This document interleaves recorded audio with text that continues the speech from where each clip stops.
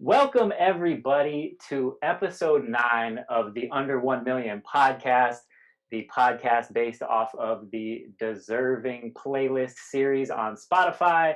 I'm here with my guest who has been placed on that list once before with his record Sunset Boulevard featuring Adam Dallas. Go ahead and take it away, my man. What's up, y'all? How's it going? Great to be here, man. Thanks for having me. Happy to have you as well. He Yeah, goes by the name of Drug. I was looking for a little introduction there for you. Oh, I'm sorry. Yeah. So yeah, my name's Drug. Drug. Man, artist here in Broward County, Miami, Florida, and been making music for the last 4 or 5 years, full time, and just I guess you could say I'm kind of like alternative R&B, alternative rock, a blend of maybe the two. I like to focus on live elements, playing guitar, piano, um, and I perform obviously for a living and just trying to make great music, obviously, and thanks again. Shout out to the Deserving playlist for adding a song, Sunset Boulevard, a song that I recorded and wrote basically from the guitar, and met Vince out in LA, and we chatted some. I shot some footage out there and kind of for the promo and whatnot. So Vince Valhalla and the team were just super kind and gracious to be a part of the record. So I'm just grateful for those guys. Dope. You mentioned you perform for a living. First of all, how have you been doing throughout this whole COVID stuff? You know what I mean? Are you finding consistent performance opportunities out there? Yeah, I mean, it was tough, because that's really our livelihood, and so March through like what, I mean, I guess June, I was basically out of work, but, um, you know, right now, I mean, I'm living in South Florida, and so I'm a full-time musician. I mean, I actually perform, at like some of the five-star resorts, casinos out here, like the Hard Rock, Hotel and Casino in Seminole. I have like a residency there in Boca Resort, and I usually just do like trio and small live elements. I also perform at weddings and stuff like that, corporate events. So I mean, obviously that's kind of like my bread and butter. But as I'm also performing as an artist as well, like doing my original stuff in like bars and lounges and stuff, everything was just shut down, in Miami, and so it's just been kind of tough to get that going because I felt like I had a lot of traction. Right before the pandemic hit in February, I hosted my own show and partnered with R&B, like an R&B, um, you know, um, I guess you would say marketing agency, Okay. that was based in Miami for a while and kind of has like roots now in LA and Atlanta. But they partnered with me to do like a rooftop event at the Citadel in Miami. It was a really dope event. We had a great crowd and just performed a lot of live music. Debuted, you know, one of my, my single Faded that just came out, and it was an amazing show. Like, it was just awesome, and I felt like I had a lot of traction going. And then literally the pandemic hit, so I just felt like it kind of brought me a few steps back. But the next single that I had in mind was Sunset Boulevard, and after performing in a while, and that's kind of like what I guess I pride myself on, is like I try to perform songs live first before even releasing them. So if I write a song, if I have something that I really love, I like to try it out on the guitar. I like to try it out at a venue, wherever I'm performing, in order to make sure that the live element is there and that it actually makes sense live, and it's not just a record that can be kind of just heard and thrown away after a few months, that it's always something I could pick up on the guitar, because I just feel like that maybe is kind of just who I am. But I think it's also just like, no matter what your art is, whether that's rap or R&B or country or pop, like the live element is always going to be there. Even in COVID, like you can live stream, so it's like, if you can perform and sing or rap in front of people, there's always going to be a market for your music, so. No, I agree with that, and that's something that I can tell that you love to do. There's videos I watch on your Instagram or wherever it might be, your YouTube, and I've watched a couple of your older interviews where you've expressed that performing is very important to you, and that reflects through in your music, and that's why I think I gravitated to your music so much. What's your favorite record to perform in front of a live audience?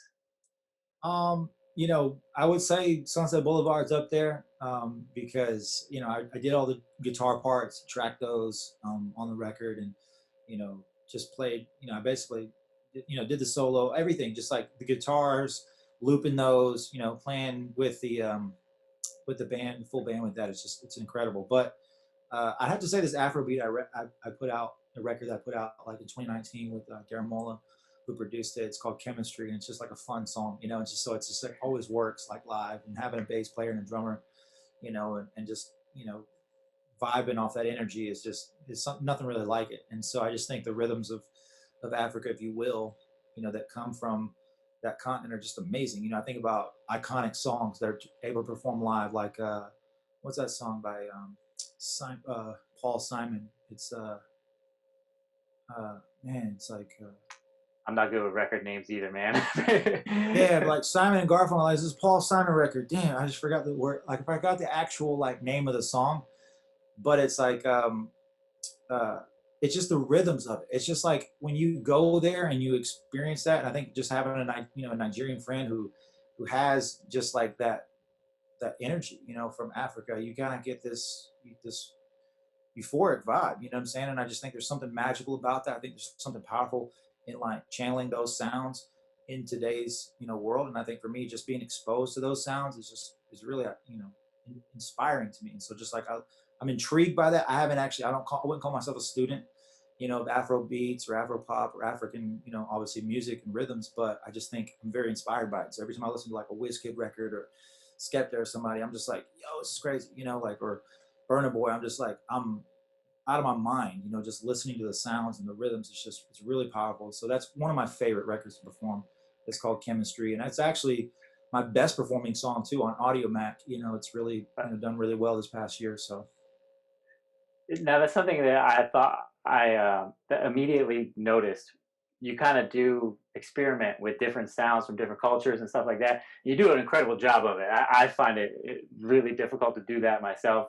It's just I don't know what it is, but like it's just something that works for you. And like when you're performing, does it help you to you know, have a full live band behind you, and or do you always gravitate towards that, or do you sometimes just do like solo performances, just you and the guitar up there, strumming yeah, away?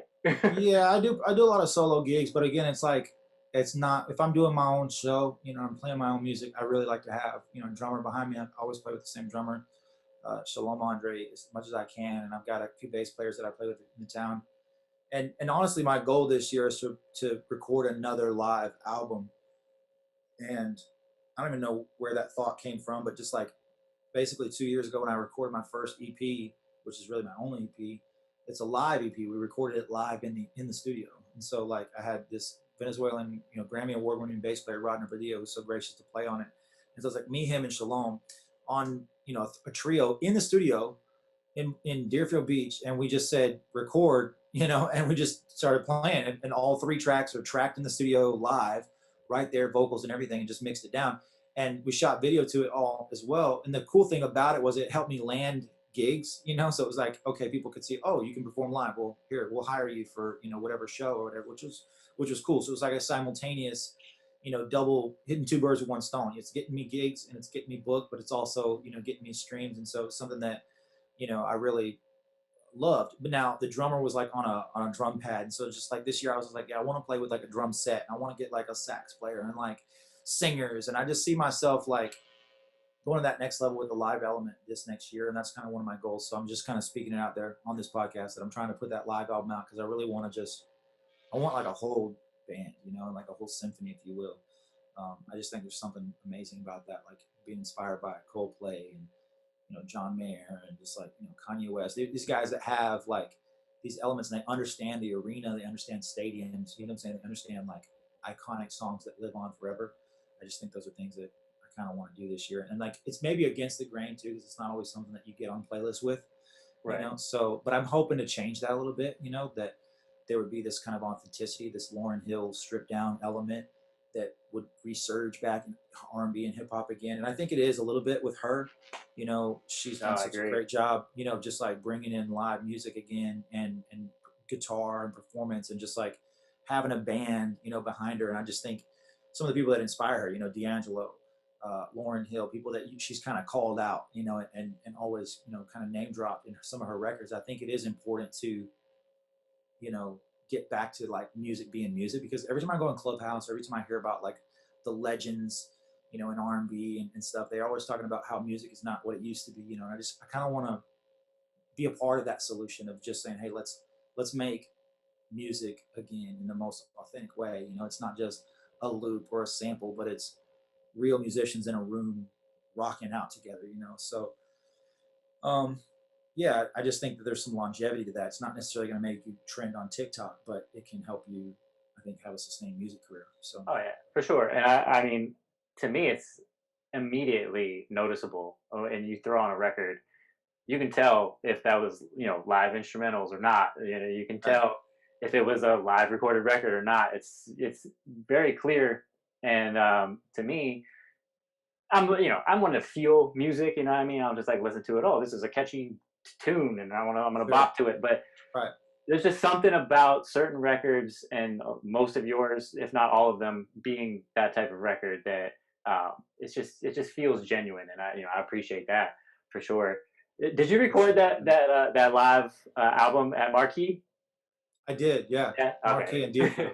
Yeah, it's Uh-huh. literally like right around the corner from where I used to live. It's like Oh, two, nice, 2 minutes away, if not less. But I've nice. actually never recorded there though, believe it or not. Wow.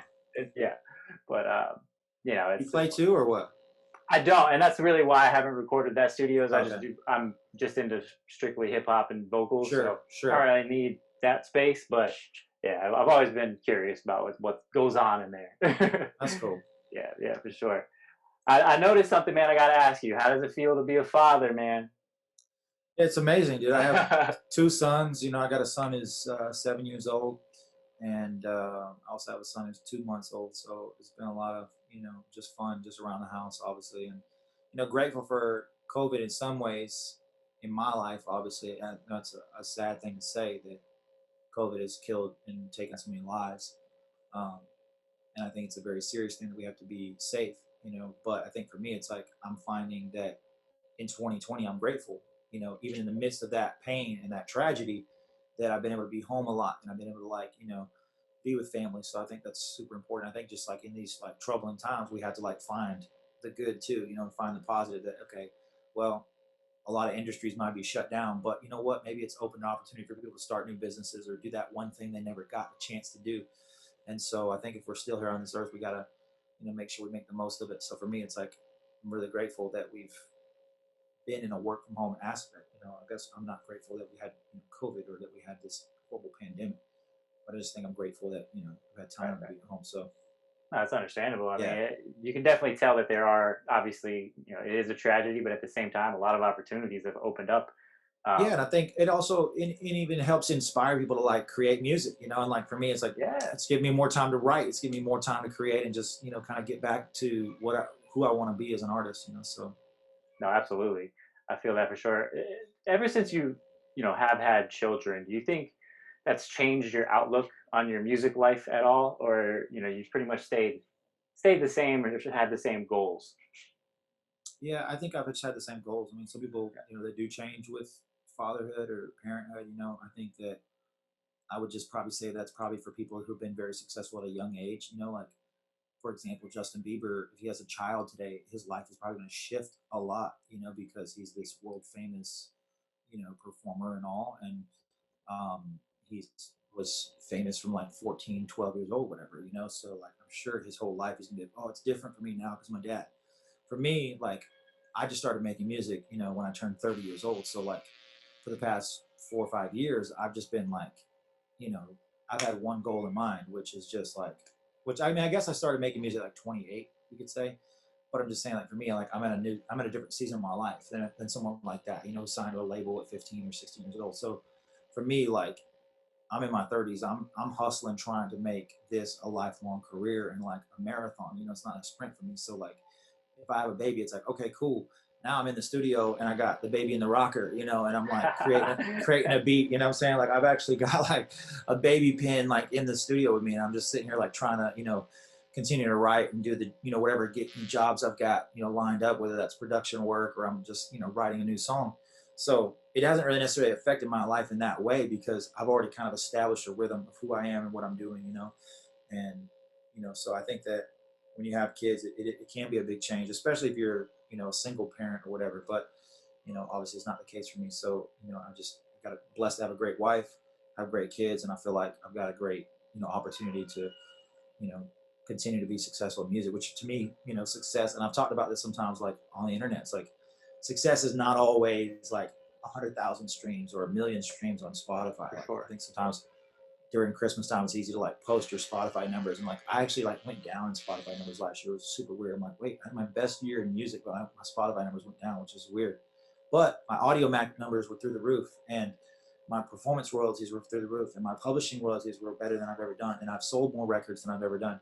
Now I'm not like, on the Billboard 100, but I'm just saying like I'm inching my way further and making one more step to like a sustainable career, gaining fans and having fun along the way, writing new songs, releasing new music. And I think that that's for me success, like having a good home life is success, like, Absolutely. so there's a lot of things that go into success. And I just think for me, it's like all the things that I just said, I think all kind of go into that, so. For sure, yeah. A lot of young artists, they tend to, that's all they focus on is numbers. So how many streams do I have? How many followers do I have?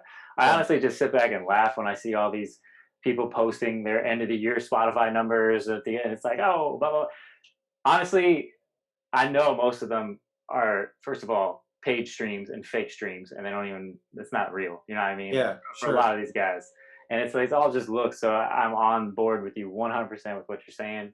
Real success is not seen, at least right away. You know what I mean? Like you can Totally. definitely be making steps and nobody even notice. So Well, I keep mean, doing. you could have a million streams on Spotify and do a show in a city and no one shows up, because no Absolutely. one really cares or knows who you are and your song is not that great. You just pay for streams, and I think that there's a balance, and I think that's why again when you focus on the live element, I mean, look at people like J. Cole, who has a very strong fan base, who that if he does a show at 50 years old in some random city in Iowa, he's gonna have a packed house, because he has like a fan base and he has real, actual human beings that listen to his music and buy his product and believe in him as an artist because he spent time, doing that. Number one, like investing in them, and then I think secondly, he creates the type of music that's got longevity to it. And so I think you have to think about those things as an artist. It's not just the wave that's happening right now. It's about who do you want to be? And then, look, there's nothing wrong with being a one hit wonder too. You can make a lot of money off that, and you can tour the rest of your life off of one hit. You know what I'm saying? But again, you've got to have those elements in place, I think, for longevity. So Yeah, it's those artists I feel that chase a hit that are, I, it's more stressful. You know what I mean? yeah, Because you don't see any consistent, first of all, consistent income from your music. You don't see any consistent growth. It's just all hoping and wishing that something blows up out of nowhere. You know what I mean? And right, it's a stressful life to live, not one that yeah, I would want. no, But I want to ask you about the Faded remix music video that you just came out with, yeah. because I threw it on and I was like, all right, well, that was not really what I was expecting. Kind of going back to what I said earlier with the different sound. First of all, who were those dancers? And like, were they people you knew, or did you hire a dance team? Who were they? Yeah, so Mark Nicholas, who's an artist, a choreographer, a dancer, obviously we go way back. I mean, we've been friends since probably 2007. And I was actually like a camp counselor at his camp, like summer camp one year. So we've kind of known each other for a long time. And he just graduated from FAMU. Okay. He was actually the strikers dance team, and fraternity leader, and just really just an amazing, like, obviously presence on campus, and built some great relationships. But he has a great dance team here in Miami, and he has a great entertainment company, Ain't No Chill Entertainment, and they do dance, for a lot of different music videos and stuff like that, and parties and whatnot. But obviously he's been a close friend of mine. So I just hit up Mark. I was like, man, we got to do this track, and he introduced me to Fuego Jit, who's a DJ here in Miami and does a lot of Miami bass and kind of just street dance records, really. And so we connected. He kind of got on this song "Faded" that I did, which was produced by Neri, who's a Miami producer. Luis Cancion is a Miami producer, and we did this track, and it's kind of a dance hall record. But then he just put this Miami bass like kind of beat to it. I was like, okay, this is bopping. Like, let's try this, And so then he sent it up to this New Jersey club producer, and I guess these are technical like genres here, so it's very niche. But Right. Jersey club is like this. it's like just kind of this repetitive like bop, and so DJ Addy in Jersey got on it, and he kind of really finessed it. I think gave it what it really needed to click, and so My it's fault. really. I don't want to interrupt you, but I lost your camera feed here for a second. I don't Oh, know I'm if so it. sorry, No, dude. you're Yeah, good. You're thank good. you. So bootleg. It's It's all all good. good. All good. There you go. This You're was back. under 1 million. Okay. Exactly. That's what this is Yeah. about. So exactly. So DJ Addy like put his sauce on it, and man, it's just to me, it's a really great dance record, and that's what it's meant to be. It's a dance record. It's a street Miami dance, Jersey club record. That's really what it is, and that's a very niche market. It's something that you're probably only going to see, in the Miami streets or like Miami high schools. I'm serious, like or like No, a, you're right. a You're Jersey right. club. But to me, I wanted to do something that represented the city of Miami. I wanted to do something with some of my friends and brothers, that I call a family, really. My Haitian brothers and sisters in Miami, and so we grew a friendship over the years, and we've had, a connection. And obviously, he's a great choreographer and dancer, and so I just asked him to do it. He really did a great job, and so, you know, again, the music video is just me hanging with them and kind of playing off their energy, and so we had a lot of fun shooting it, and yeah, it's a great record, and we love it. And so again, it's done pretty well on Audio and I felt like it was time. Anything that kind of does well on Audio for me, I'm like, okay, let's shoot a video for it because I feel like it's going to be something that's really going to connect with people. So um, that was the plan, that was the goal, and hopefully it'll be something that really my goal, get DJs to play it, and it really hit the streets, because again, it may not be something that is going to be like trending on Spotify or like the Apple charts, but it's going to be something that hopefully people in the streets of Miami can hear and be like, yo, this hits. So For sure. For sure. Do you always plan videos like that? Do you always, kind of let the results of streams plan what videos you yeah, do, I or do you think ever? so. No, I mean, because I haven't done a lot of videos, and so like Gotcha. again, for me, it's like if it's not getting a lot of streams, I'm not going to hit it with a video because it's kind of a waste of money for me, unless the video literally is the whole point of it, But I think for me, it's like nowadays you don't need a music video; you need a TikTok challenge, you need a Reels challenge. No, seriously. So it's like Yeah, you're right. It's sad. yeah, but I'm investing my own money. You know what I'm saying? I don't have Right. a record label that's going to put up 15, 20,000 for a video. So, I'm not going to put up more than a couple $100 for something. And so I think that you've got to make those decisions, and it's just like for me, videos are not the priority unless it's a good record. If not, I need to invest in a TikTok challenge, So, Right. Yeah. Uh, like, do you ever have a vision for a video though, as you're recording a record, as you're writing a record? You'd be like, "Damn, I have this spot in mind. I have these yeah. kind of visuals in mind." Does that ever come through I your head? wish I could say that, but the answer is no. I'm not that creative, I don't think. I Oh, think don't I say have. that. Well, yeah, I shouldn't say that, but I just think I don't necessarily see like, oh, this is be a great video. I mean, I definitely have ideas in mind, and I definitely have a storyline, but I'm not like, I don't know that I would be the person. I mean, that's something I'm looking for. So if there's someone Gotcha. listening to this, you're like, hey, I want to help you with videos. Let me know. Shoot my DMs.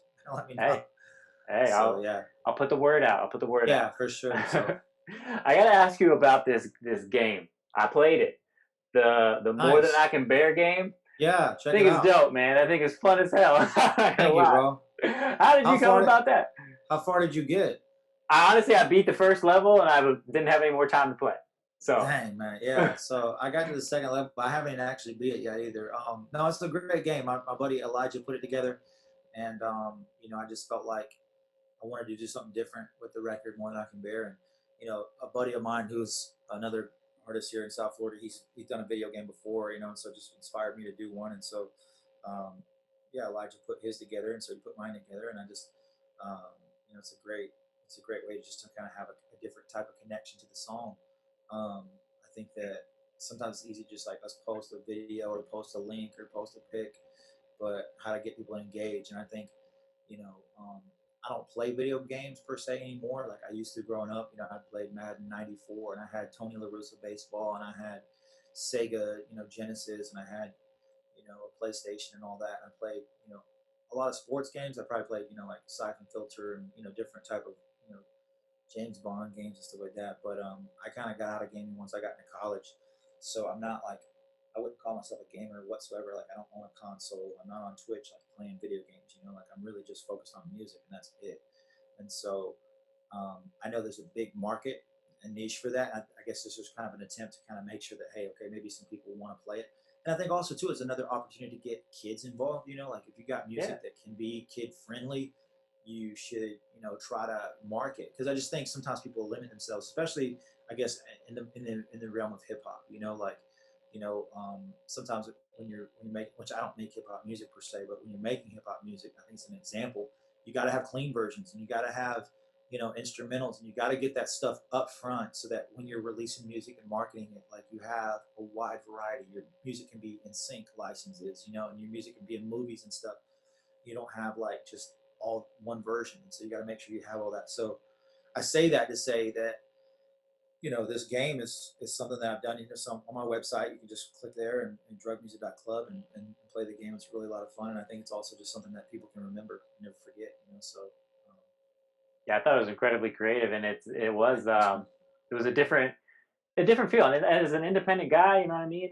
Just trying to do something different can be the thing that breaks you. You know what I mean? It's Right. just I don't know. I was just like, oh shit, this is super Yeah. dope, man. This is Yeah. legit.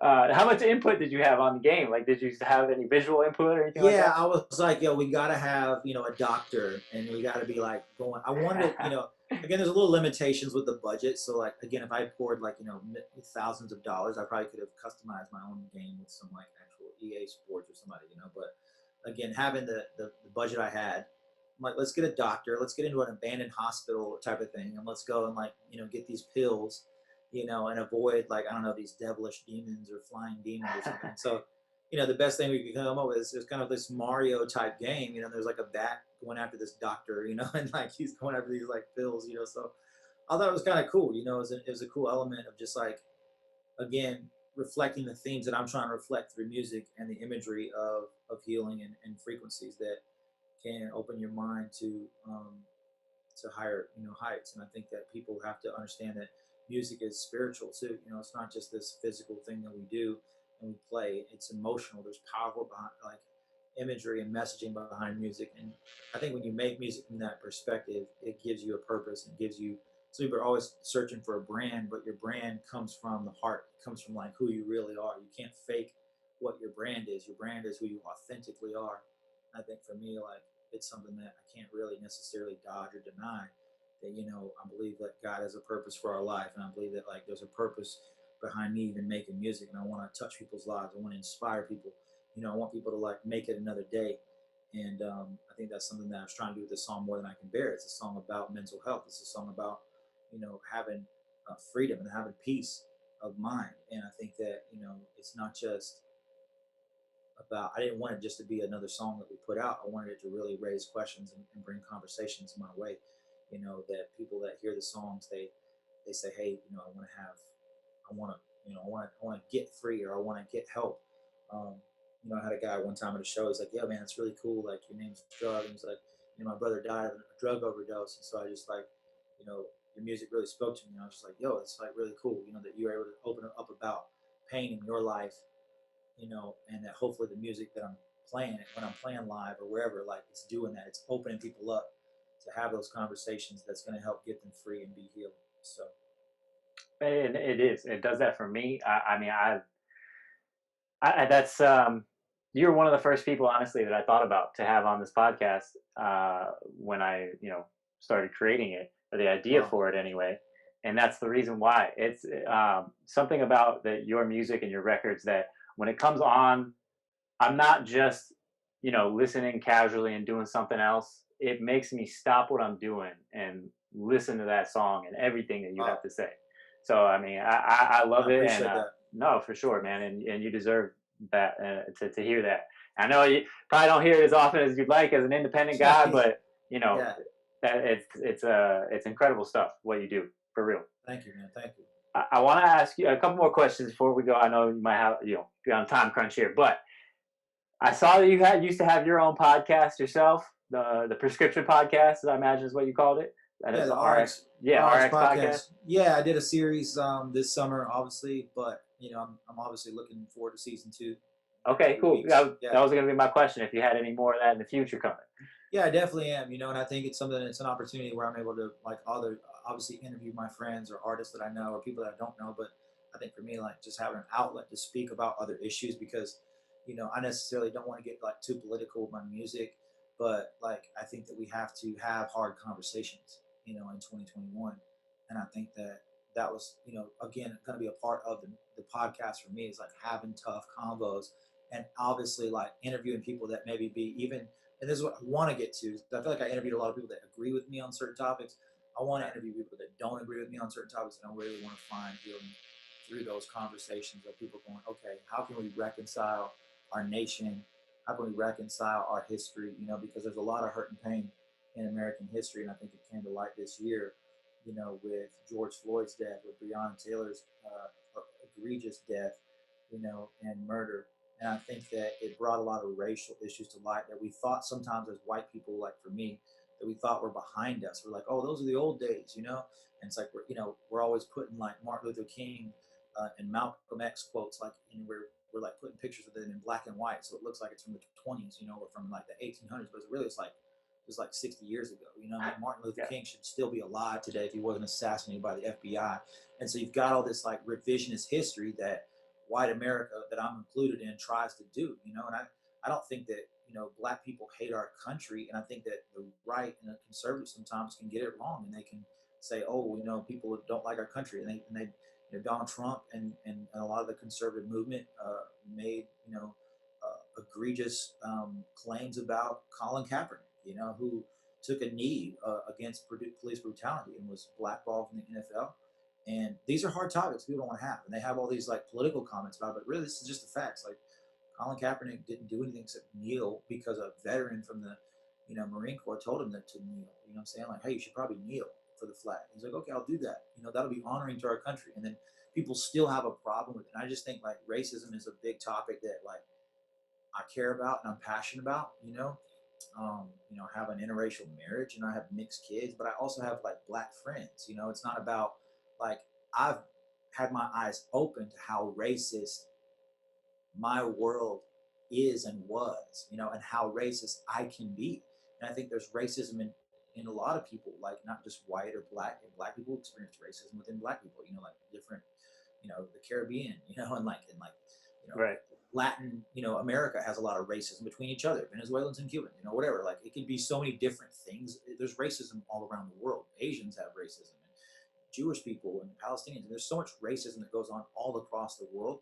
But I think in our context in America, like the racism between white and black America is completely it's crazy. It's mind boggling, and I just, I kind of this summer had to have a place to talk about those things. And I think it was something that I was able to also interview some people. So, I mean, yeah, if you guys want to check that out, the RX podcast, it's an opportunity where I had some really tough combos with people that of color, obviously, too. And they're white people, are friends of mine, are artists, but really just kind of had to place the vent. I think that's kind of what this podcast I want it to be about, and I think everybody has their lane.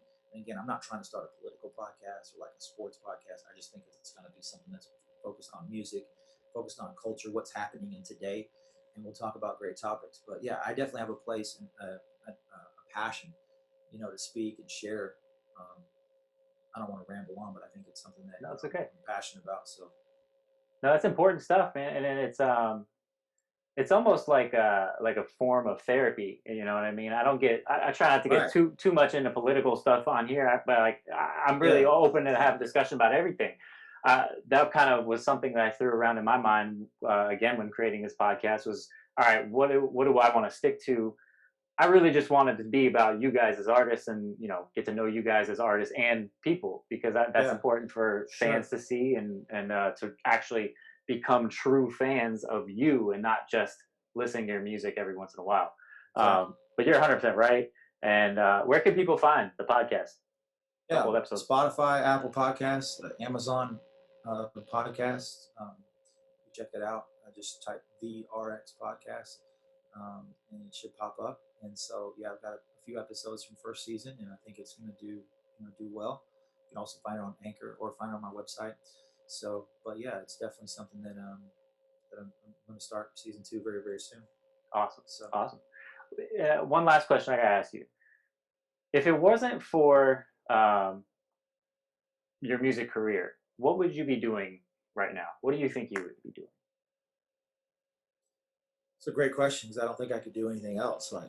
But I mean, to be honest with you, like for me, like I did, I was in full time ministry actually before starting, a career in music, and so I was doing youth ministry like in Miami, Miami Gardens, and doing obviously youth programs and stuff, and it was really, a fulfilling experience. I think that that's something that, my heart and my faith I continue to do to this day, is to obviously use my gifts and speaking or you know, music to for me just to bring God glory, through my life, but I think also to make an impact on other people. So maybe nonprofit work, which is crazy because I'm like, if I didn't have the gift of sing or play, I'd probably be just doing something in nonprofit work, trying to make an impact in the city. I worked with Trinity Church and Peacemakers, which is a really nonprofit organization in Miami Gardens. It's a very popular ministry that has made an impact on a lot of people's lives. We did prison trips up to Ocala Prison in North Florida, and we took kids to see their incarcerated parents. And it was really a powerful ministry that we had because it was like you're impacting these kids who are having a negative effect because their parent, their mom.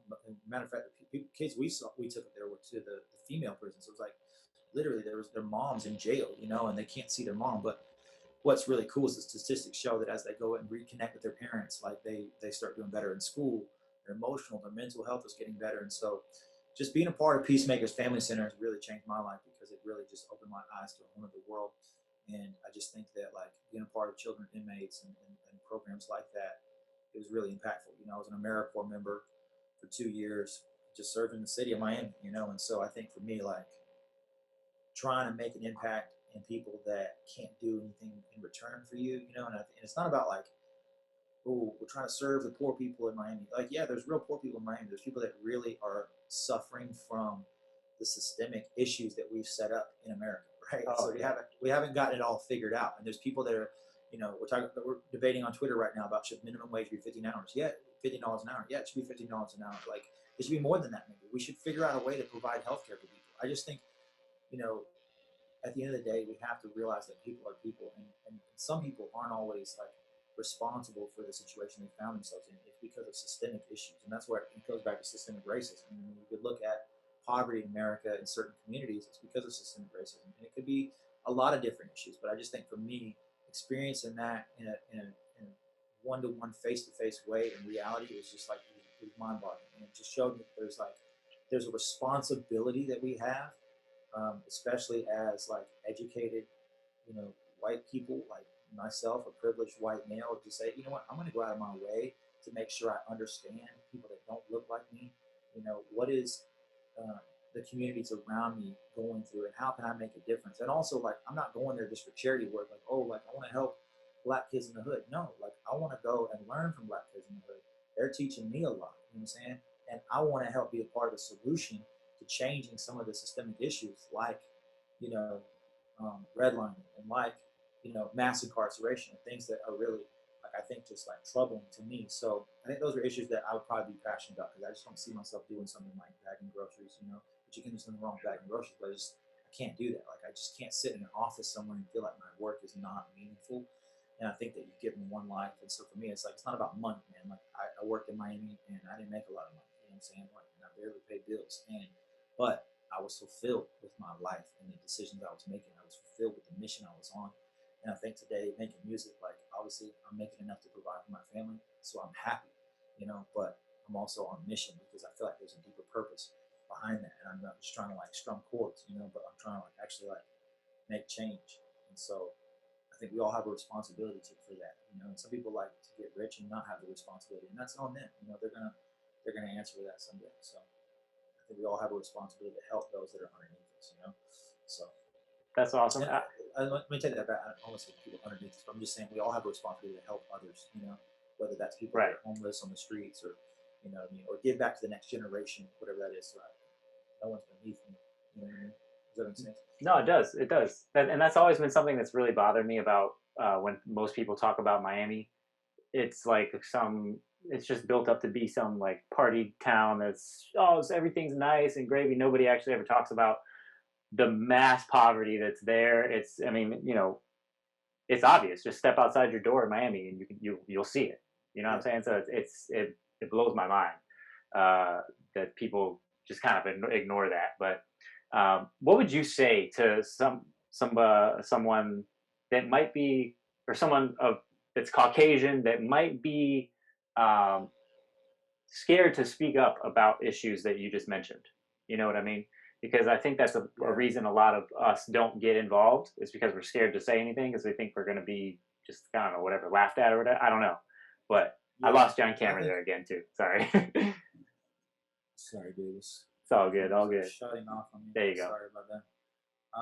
Yeah, man. I think that I just would encourage people to do what's right. You know what you feel in your heart to do, because I think a lot of people feel like they know what's right, but they have a moral sense of right and wrong. Like it's wrong to like have slaves and treat slaves like pieces of dirt and literally like kill them.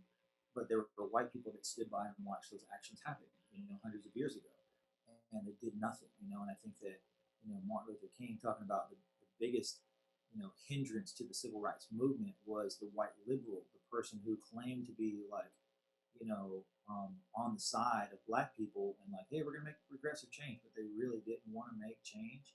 And the person who just kind of stood by quietly and didn't say anything about the injustices that were happening.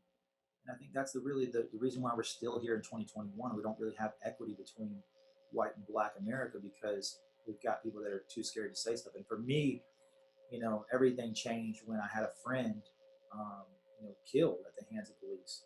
A young man that I, mentored, and he, was murdered by the police for no reason, really. And it's a cold case. I'm saying? The case is open still, but it's just like it changed my perspective to go, you know what? Wait a second.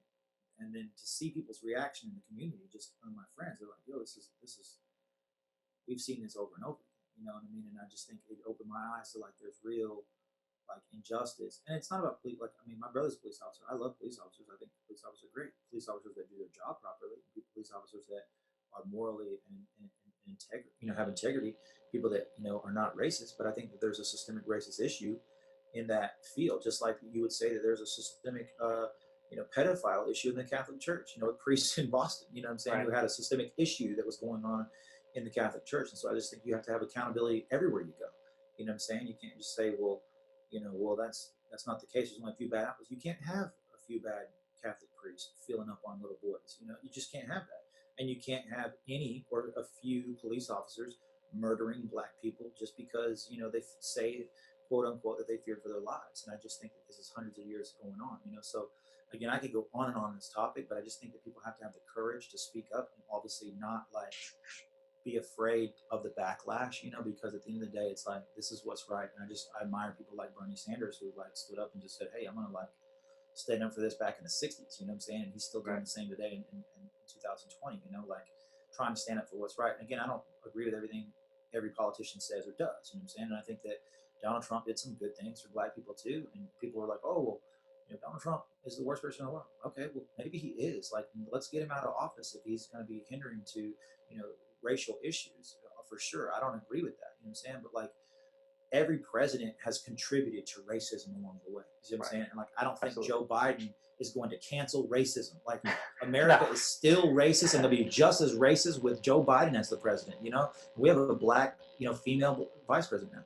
It doesn't mean that racism is going away. And it means that we've still got to do our part to make a difference because Joe Biden and Kamala Harris don't have a great record with, the criminal justice racism in America, and they've got to right some of those wrongs. And we got to see accountability happen at the top, from now on. And we can't just let Joe Biden off the hook, because he picked Kamala Harris to be his vice president. And we got to like hold him accountable too, just like Absolutely. we held, Donald Trump accountable. We got to be seeing like, hey, we got to see change here in America once and for all. And it's not about once and for all, like it's going to just happen like at the strike of a pen. Oh, we wrote this law and now everything changes, because obviously everything isn't changed, but we've got to actually get to the real deep issues. And so for me, if I was to encourage anybody, I'd just say, hey man, like be a part of the solution. If you claim you're not racist, and if you claim like, you know, you don't like, you don't hate black people, or you're not racist anyway, there's not a racist bone in my body. Okay, well prove it by helping us eradicate racism in the little ways that they exist. And if you can't admit that they exist,